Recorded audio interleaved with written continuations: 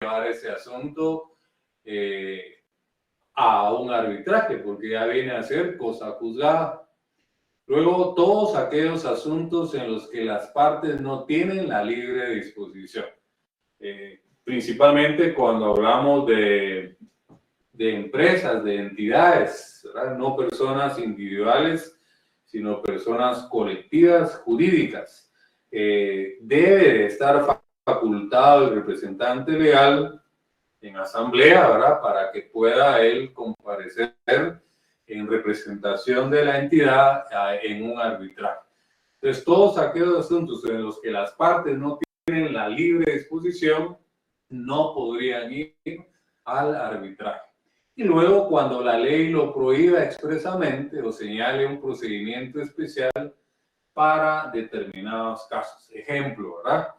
Un proceso penal donde alguien mató a otra persona, un asesinato, ¿verdad? No lo podríamos ventilar en el arbitraje. Hay un procedimiento específico regulado en la ley, ¿verdad? Sirva de ejemplo entonces cuando la ley prohíbe expresamente un asunto penal, nunca podría ventilarse en un arbitraje. Entonces, arbitraje significa cualquier procedimiento arbitral con independencia de que sea o no una institución arbitral permanente ante la que se lleve a cabo. Vuelvo a insistir, más adelante vamos a ver la clasificación de arbitraje, una de las tantas que hay, pero ya salió a relucir el forzoso, ahorita viene a relucir el permanente o institucional, que lo vamos a refrendar más adelante, ¿verdad? Pero en sí, el arbitraje significa cualquier procedimiento arbitral, ¿verdad? Siempre que impere el principio de libre disposición, que las partes se pongan de acuerdo y decidan pues no ir ante un órgano jurisdiccional, sino someter su asunto a un tribunal de arbitraje. Entonces, ¿qué debemos de entender por una institución arbitral o permanente, verdad? Significa cualquier entidad o institución legalmente reconocida a la cual las partes pueden libremente encargar de conformidad con sus reglamentos o normas pertinentes la administración del arbitraje y la designación de los árbitros. Licenciado Castellanos mencionó los nombres de los únicos dos que existen en Guatemala. Esos son ejemplos de tribunales de arbitraje permanentes.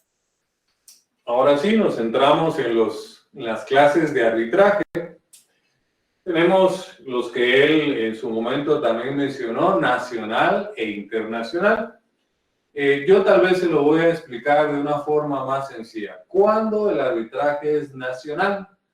Anote, cuando todos sus elementos son nacionales. Cuando digo todos sus elementos, estamos hablando que el arbitraje se va a ventilar aquí en Guatemala. Tanto el actor como el demandado son guatemaltecos, los árbitros son guatemaltecos, el idioma es el español, todos los elementos son nacionales. Entonces estamos ante un arbitraje que lo podemos clasificar como nacional. Y el internacional, anote, cuando uno solo de sus elementos es internacional. Solo con que el idioma del arbitraje, aunque se realice en Guatemala, sea en inglés, estaríamos ante un arbitraje internacional. Si uno de los árbitros fuera extranjero, estaríamos ante un arbitraje internacional. Entonces es fácil. ¿Cuándo es nacional? Cuando todos sus elementos son nacionales. ¿Cuándo es internacional? Cuando uno solo de sus elementos es internacional. Lógicamente, si el arbitraje se desarrolla fuera del territorio de Guatemala, estaríamos ante una clasificación de un arbitraje internacional.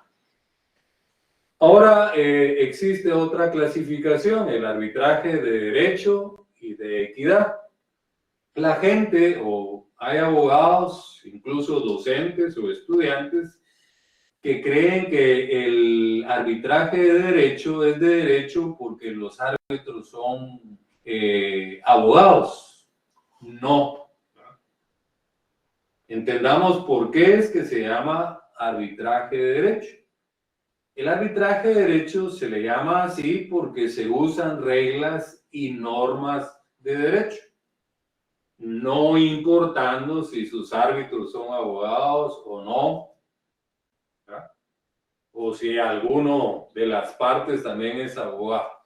Entonces, simplemente estamos ante una clasificación de arbitraje de derecho cuando en ese arbitraje se van a utilizar normas legales, ¿verdad? Normas de derecho.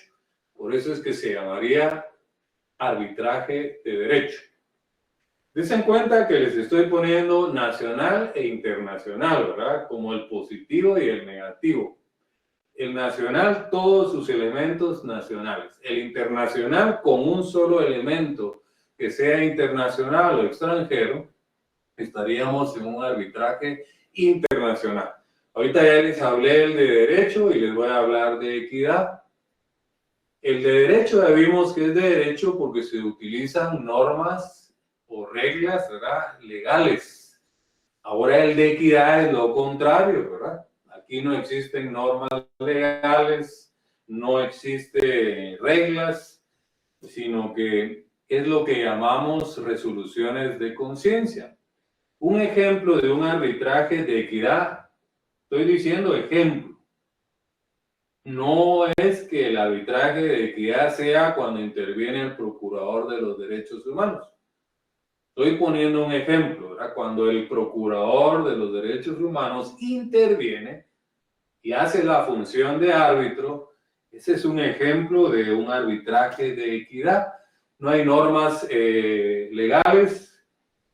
Por ejemplo, les voy a decir, hay una invasión de una finca y hay una orden judicial de un desalojo. Ya está ahí la Policía Nacional Civil, ya está el juez, están las personas que van a ser desalojadas y en eso aparece el señor Procurador de los Derechos Humanos. Y le dice, miren, por favor, yo quiero intervenir, quiero hacerle conciencia al juez que no haga el desalojo. Ahí están los propietarios de la finca. Fíjense que yo conseguí un patrocinio de un organismo internacional que ofrece comprar la finca y adjudicársela a las personas que están invadiendo la finca. Entonces llegan ahí a un acuerdo, ¿verdad? Llegan a un acuerdo, el juez dice, está bien, ¿verdad?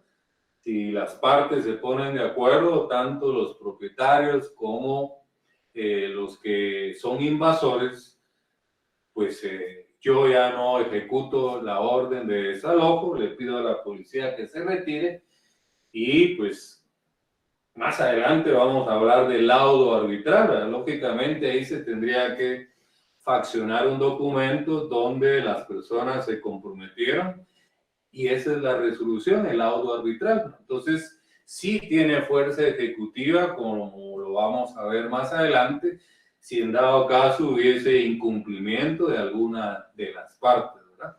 Pero les estoy poniendo un ejemplo de un arbitraje de equidad. No es porque el procurador de los derechos humanos intervenga, ¿verdad? Por eso les voy a poner otro ejemplo. Está la mamá en la cocina, tiene 2 hijos y solo hay una bicicleta. Y están ahí peleándose y viene la mamá y le dice, bueno, ¿qué pasó? Es que no me quiere prestar la bicicleta. Bueno, ustedes son hermanos, tienen la misma sangre, ¿verdad? Vamos a ponernos de acuerdo. Tú le vas a prestar un día la bicicleta a tu hermano y otro día la va a usar tu otro hermano. Pues eso es un arbitraje de equidad, ¿verdad? No hay reglas, no hay normas y llegaron a un arreglo, ¿verdad? Lógicamente aquí sería exagerado hablar que se haga un documento y sea un laudo arbitral, ¿verdad?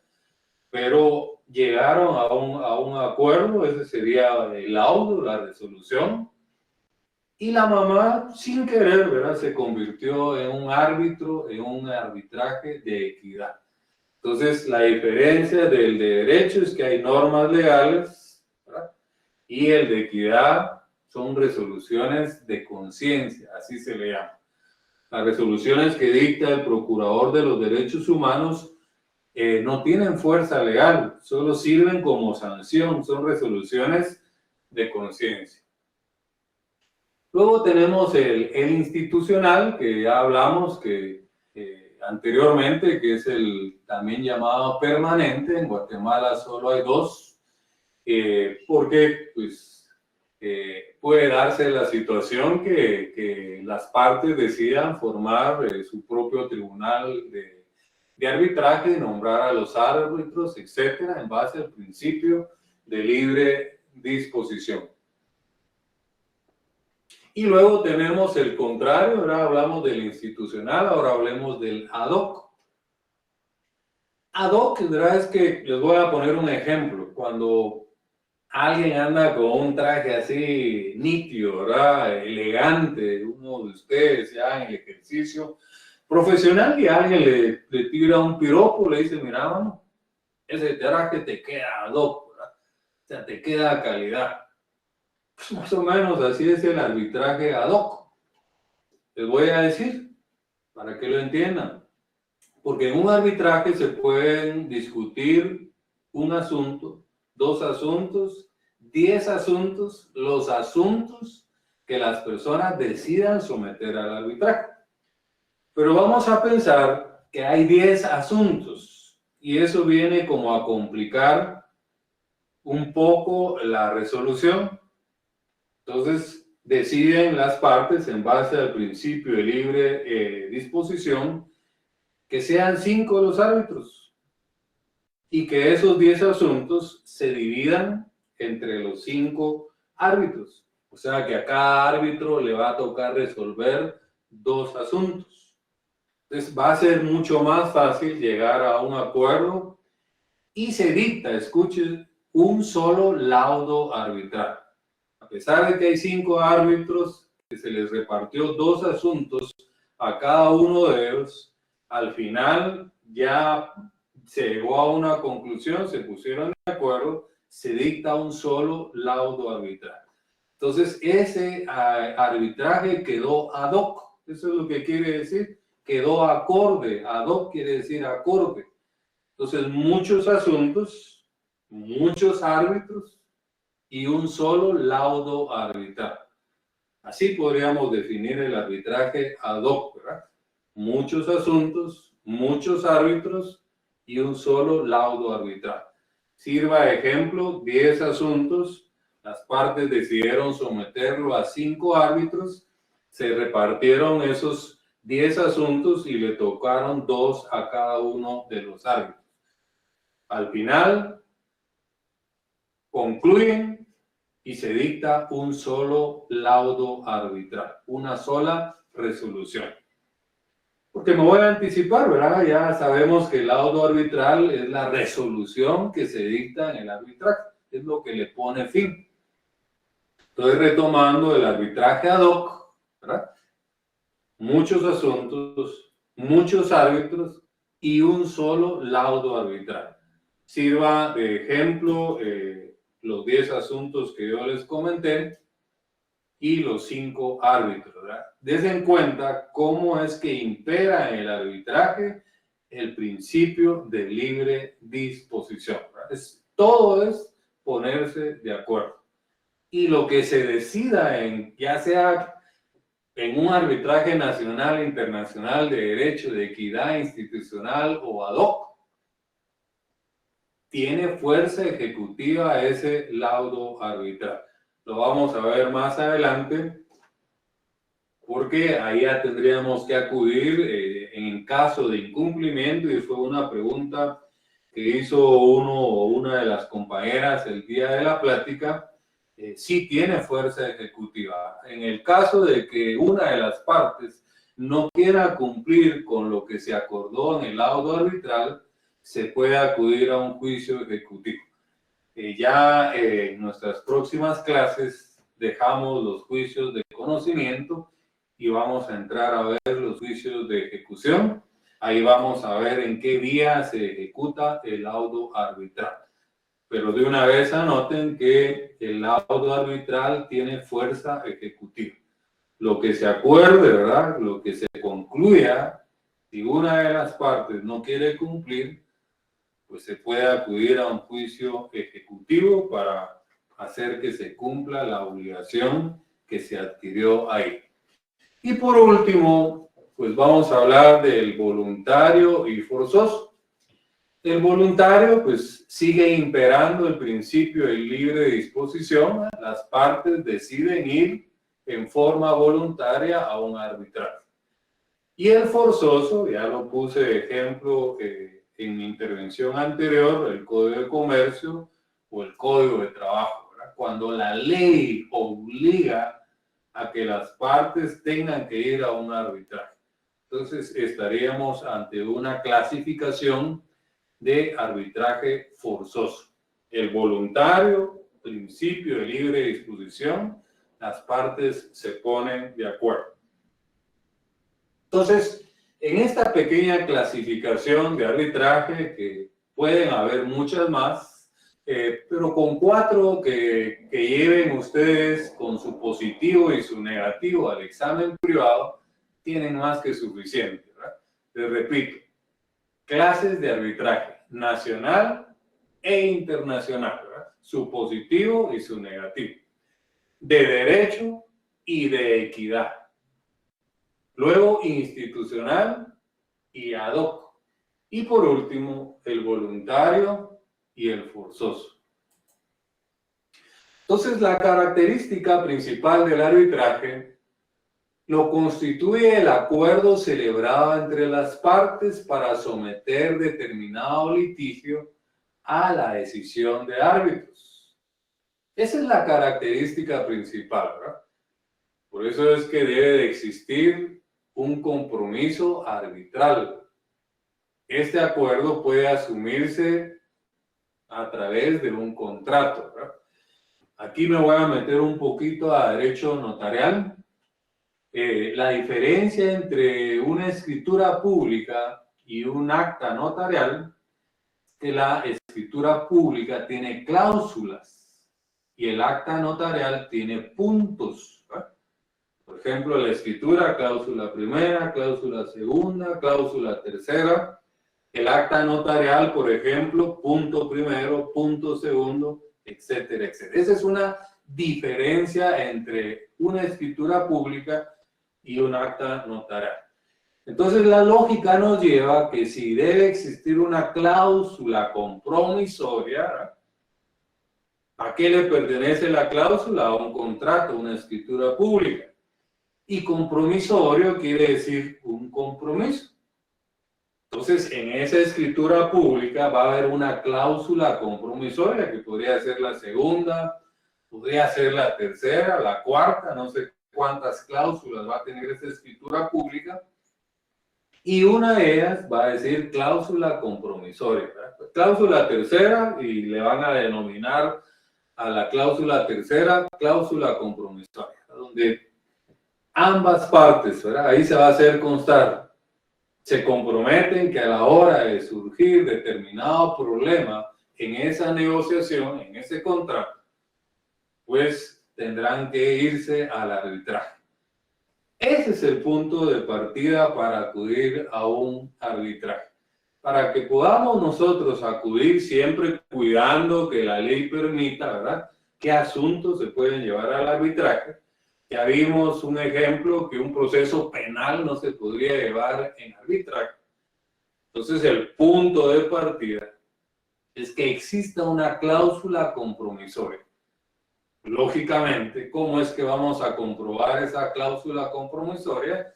Con el testimonio de esa escritura pública y donde se haga constar ahí, ya sea en la cláusula tercera, cuarta, no sé, una cláusula compromisoria de ir a un arbitraje. Si en el privado le preguntaran a usted qué es una cláusula compromisoria, pues fácil, ¿verdad? A veces hay cosas que se pueden contestar por lógica. Cláusula solo en escrituras públicas, los contratos. Y compromisoria, que si vamos al diccionario, ¿qué es compromisorio? Es adquirir un compromiso. Lo único es que aquí esa cláusula compromisoria, el compromiso es someter, ¿verdad?, cualquier divergencia, cualquier problema que se dé resultado de esa negociación al arbitraje. Quiere decir que no iría ni a una vía ordinaria, ni a una vía sumaria, ni a una vía oral, sino voluntariamente, en base al principio de libre disposición, las partes decidieron a través de una cláusula compromisoria llevar ese asunto al arbitraje.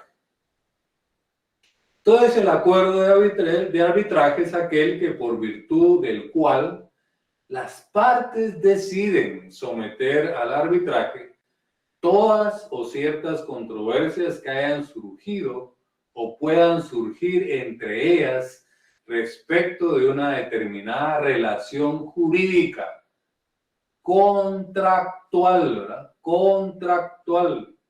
Debe haber una cláusula compromisoria. Pasemos a otro aspecto, ¿verdad? Lógicamente, como ya vimos al principio, no estamos ante un órgano jurisdiccional, no hay jueces. Hay que integrar un tribunal arbitral. Entonces, significa tanto que puede ser integrado por un árbitro o puede ser integrado por más árbitros. ¿Quiénes deciden cuántos son los árbitros? Las partes. ¿En base a qué? Al principio de libre disposición. Pero el artículo 13 de la ley del arbitraje nos dice el número de árbitros. Escuchemos, el artículo 13, el numeral primero, dice las partes podrán determinar libremente el número de árbitros, ¿verdad? Pregunto, ¿qué se está manifestando ahí? El principio de libre disposición.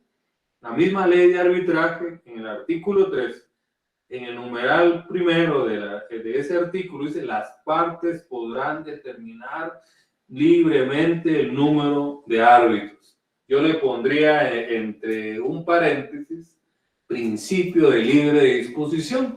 Ese es el que impera en el arbitraje. Ahora bien, el numeral 2 nos dice a falta de acuerdo, ¿verdad? Si las partes, en base al principio de libre disposición, no lograron ponerse de acuerdo, entonces la ley lo soluciona. El numeral 2 dice, a falta de acuerdo, los árbitros serán 3, pero solo si no se pusieron las partes de acuerdo. Y hay una excepción, salvo que el monto en controversia no exceda de 50,000 quetzales, en cuyo caso, a falta de acuerdo, vuelve a refrendar el artículo, el árbitro será 1. Pero lo que impera es el principio de libre disposición. Numeral 1, las partes podrán determinar libremente el número de árbitros. Ahora, si no hay acuerdo, entonces ya vamos al numeral 2 y nos da una cuantía. Si es más de 50,000 quetzales, las partes serán 3.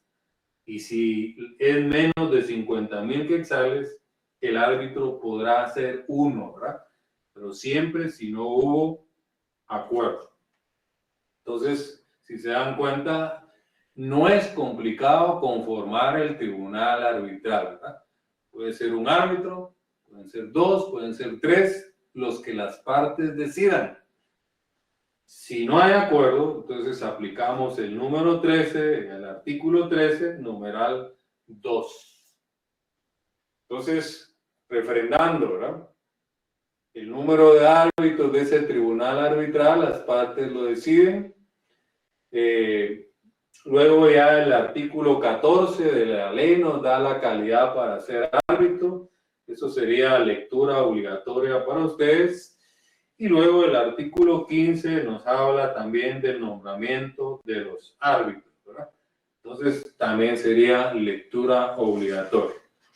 Pero yo creo que sumado a la plática que nos dio el magistrado Estuardo Castellanos, más estos puntos que yo estoy resaltando, se están dando cuenta que el arbitraje no es complicado.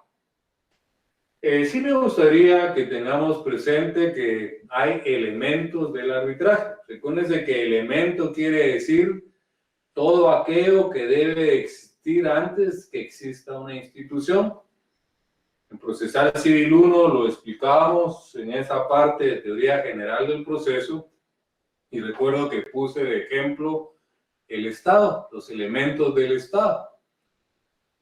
No podría existir el Estado sin un territorio, ¿verdad? Por lo tanto, el territorio es un elemento del Estado. No podría existir el Estado sin población. Pues, por lo tanto, ¿verdad? La población es un elemento del Estado. No podría existir el Estado sin soberanía. Por lo tanto, ¿verdad? La soberanía es un elemento del Estado, etcétera, etcétera, etcétera. Un gobierno, ¿verdad? Un presidente, etcétera, etcétera. Entonces, ¿qué son los elementos? Todo aquello que debe existir antes de que exista una institución. Sirva de ejemplo los elementos del Estado. Ahora miremos los elementos del arbitraje. Primero, es un procedimiento reconocido por la ley, ¿verdad? No hay vuelta de hoja. 203 de la Constitución, 58 de la Ley del Organismo Judicial. De él conoce una o varias personas, ¿verdad? ¿Cómo le llamamos a esa una o varias personas? Árbitros, ¿verdad? Es un producto de la experiencia y de la cultura de los pueblos, ¿verdad? ¿Se acuerdan de la heterocomposición, esa forma antigua de resolver conflictos? Quiere decir que casi desde el principio de la humanidad, después de que tomaban la ley por sus propias manos, después que pedían perdón, surgió la heterocomposición. Ejemplo, el rey Salomón. Hay un pasaje bíblico, ¿verdad? De la heterocomposición. Vamos a poner ejemplo. Cuando dos esposas, recuérdense que en algunos países se permite tener más de una esposa. Y la ley dice que la persona puede tener tantas esposas dependiendo de la capacidad económica que tenga para poderlas mantener. O sea, el más pobrecito solo puede tener una, ¿verdad? Pues entre más dinero tiene, más capacidad económica, puede tener 2, 3, 4, etc. Pero vamos al ejemplo. Dos esposas tienen a su bebé al mismo tiempo. Tal vez si no a la misma hora, el mismo día, 1 o 2 días de diferencia, ¿verdad? Y resulta que una ya tenía experiencia, ya era como su cuarto o quinto bebé, ya era de edad más madura. En cambio, la otra esposa era muy jovencita, 16, 17 años, como le llamamos acá en Guatemala, primeriza, ¿verdad? Era su primer bebé. No tenía la experiencia de los cuidados que se deben de tener cuando hay un bebé, era recién nacido. Para no cansarles, pues las dos van a dormirse, se acuestan. La que tiene experiencia tiene el cuidado de arroparle, de ponerle almohaditas, ponerlo de costado. La otra, como es primeriza, cansada de todo un día de lidiar con él, pues no tiene ningún cuidado, se duerme y sin darse cuenta y sin querer, ahoga al bebé con las almohadas y con las sábanas, ¿verdad? El cansancio no se percató y al día siguiente se da cuenta que el bebé está muerto, lo asfixió. Pero ella muy astutamente lo que hace es cambiar los bebés. Va con la otra, que también tiene su bebé recién nacido, y le deja el bebé muerto y ella se lleva el bebé que está vivo. Imagínense, ¿verdad? ¿Qué mamá no va a conocer a sus hijos? Al día siguiente era un relajo, ¿no? Que este es el mío, no, este no. Para no cansarles, pues tienen que ir ante el rey Salomón, ¿verdad? En esa época. La Biblia lo narra que era un rey sabio. Y miren la sabiduría, pero es un ejemplo de arbitraje. Viene y dice, bueno, después que escucha las versiones, dice, bueno, voy a resolver, ¿verdad? Va a dictar el laudo arbitraje, ¿verdad? Voy a resolver. Traigan a un verdugo con un sable, dijo. Vamos a partir en dos al bebé que está vivo y le vamos a dar la mitad a cada uno. En eso salta la madre, la verdadera madre, ¿verdad? Y dice, no, yo prefiero perder a mi hijo, que se la den a esta señora, ¿verdad? O a esta patoja, hablando en chapín, y no que maten a mi hijo. Y ahí es donde descubre el rey Salomón, ella es la verdadera madre, ¿verdad? Delen a su bebé. Dictó un laudo. Y pues la costumbre ahí era, a quien perdía había que cortarle la cabeza y córtenle la cabeza a la otra persona. Entonces, ese es un ejemplo de heterocomposición en aquella época, ¿verdad? Hoy en día, pues, no tenemos un rey Salomón, hay un tribunal arbitral, hay árbitros, las partes lo deciden, ¿verdad? En base al principio de libre disposición. Alguien preguntaba en la plática del licenciado Castellanos, casos cerrados, si eso era un arbitraje. Pensemos que es un show de arbitraje y él lo explicó claramente que pues esos casos ya están arreglados, ¿verdad? Contratan a actores y hacen un show, hacen un programa. Pero si fuera cierto, ¿verdad? Que no lo es ficción, es televisión. Ese sería un ejemplo de arbitraje, ¿verdad? Y lo que se decide ahí sería un lado arbitral, ¿verdad? Pero si usted quiere explicar cómo es que funciona el arbitraje y quiere poner de ejemplo la heterocomposición, cuente esa historia bíblica del rey Salomón, ¿verdad?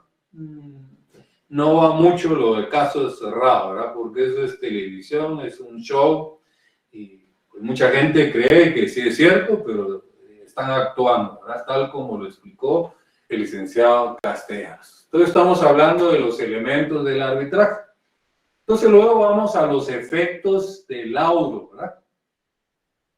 Equivalen a un fallo judicial. Ya vimos que el laudo arbitral tiene efecto ejecutivo. Si no se cumple, podemos acudir a un juicio ejecutivo. Luego también tiene el carácter que es un proceso jurídico resuelto por particulares. Proceso es un juicio de conocimiento, ya vimos, ¿verdad? Hay 4 juicios de conocimiento: el ordinario, el oral, el sumario y el arbitraje. Entonces estos serían los elementos del arbitraje. Es un procedimiento reconocido por la ley, de él conocen varias personas, son árbitros, debe existir un tribunal arbitral. Es producto de la experiencia y de la cultura de los pueblos. Ya hablamos de la heterocomposición, pusimos de ejemplo al rey Salomón.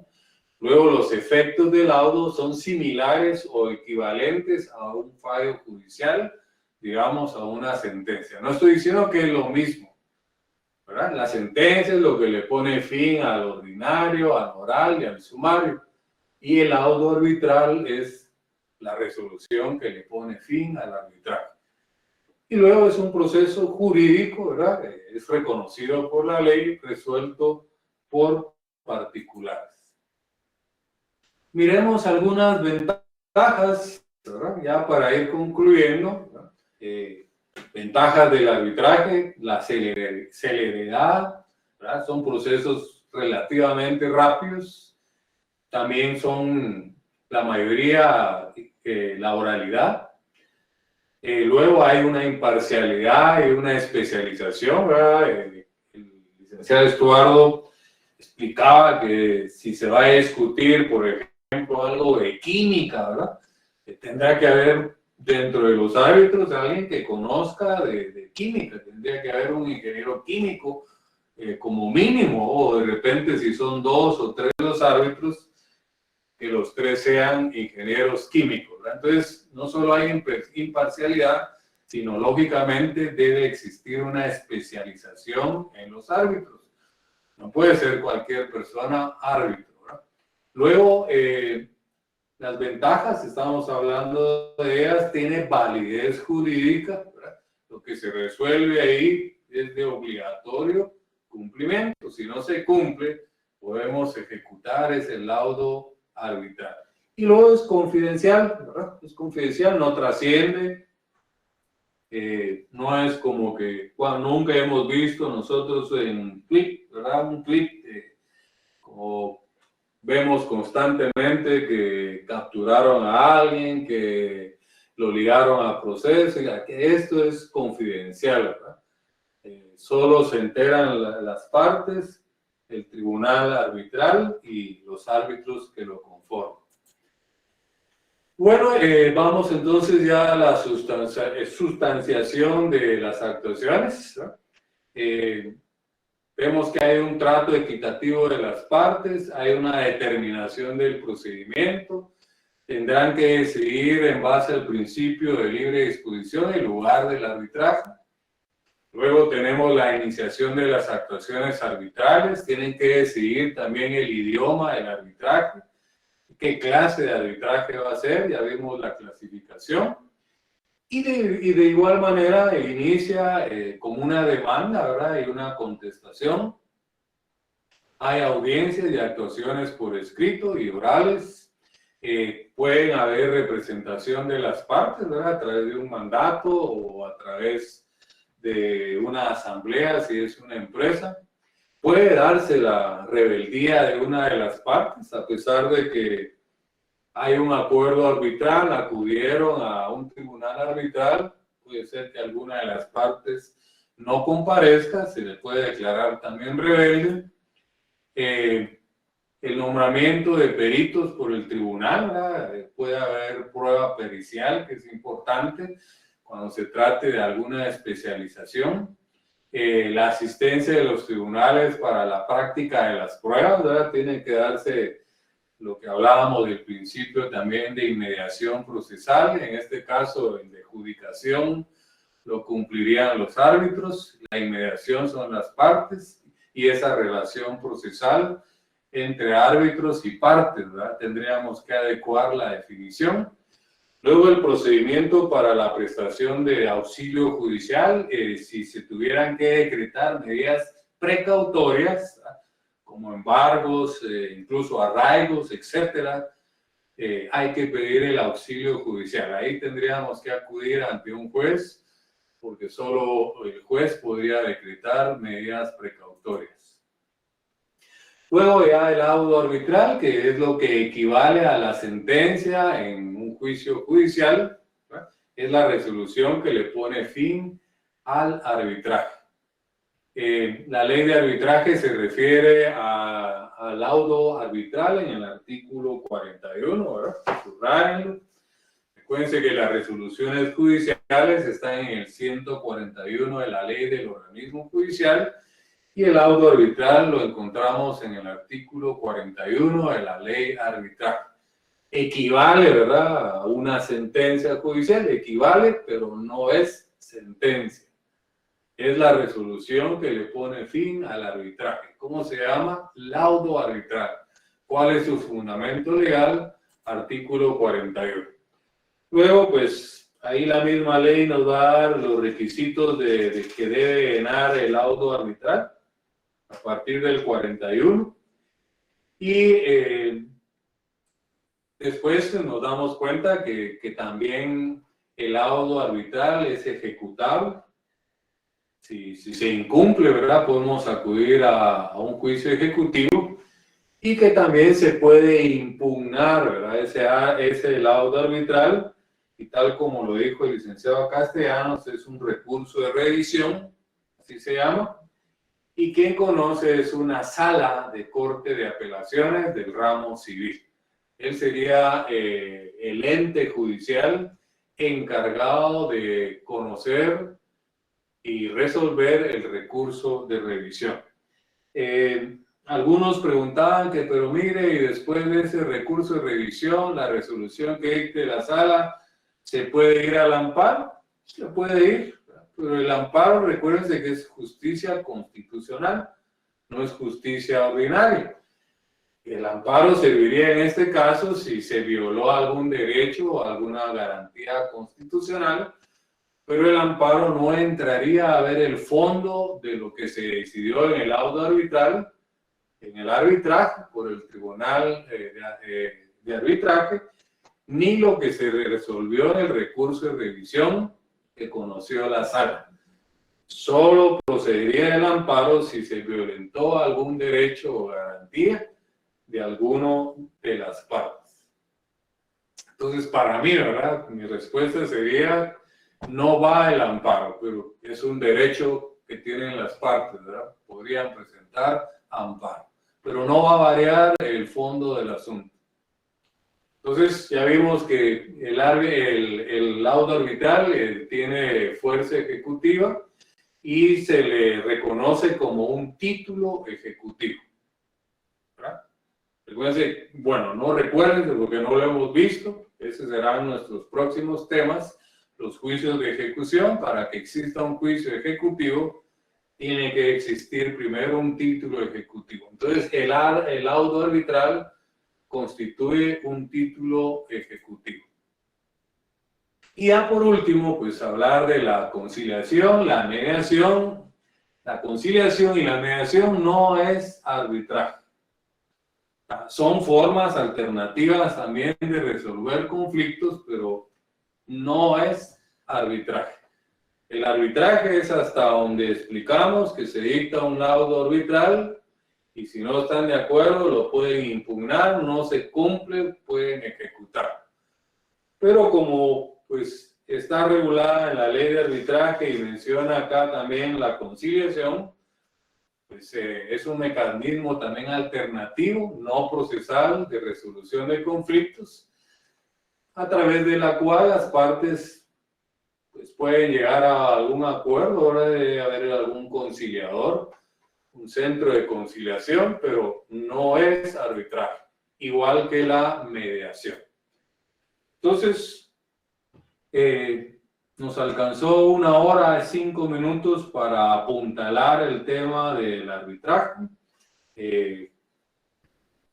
subrayando que fue magistral, ¿verdad? La plática que nos dio, valga la redundancia, del magistrado y magíster también, licenciado Estuardo Castellanos, vocal segundo de la sala primera del ramo civil en materia ya jurisdiccional de alzada.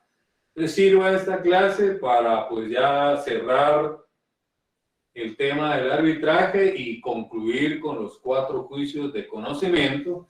Ya nos tocaría pasar desde aquí en adelante para nuestro examen final los juicios de ejecución y tocar un poco de lo que es la jurisdicción voluntaria, que es el libro 4 del Código Procesal Civil a partir del 401, y luego ya ponerle la tapa al pomo, como se dice en Chapín, cerrando nuestro curso de Procesal Civil 2 con las impugnaciones.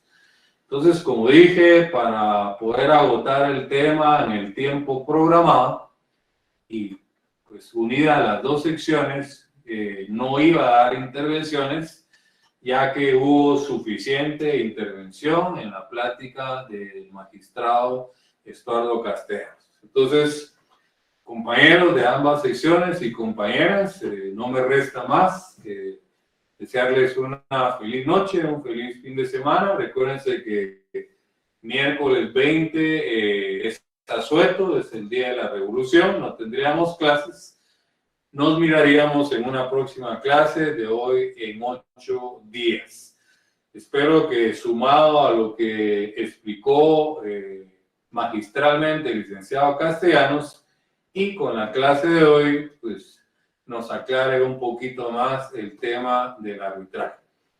Entonces, que Dios les bendiga, que tengan una feliz noche, feliz fin de semana. Nos vemos, primero Dios, el próximo día de clases. Entonces, paso a desconectarme, José. Gracias por el apoyo.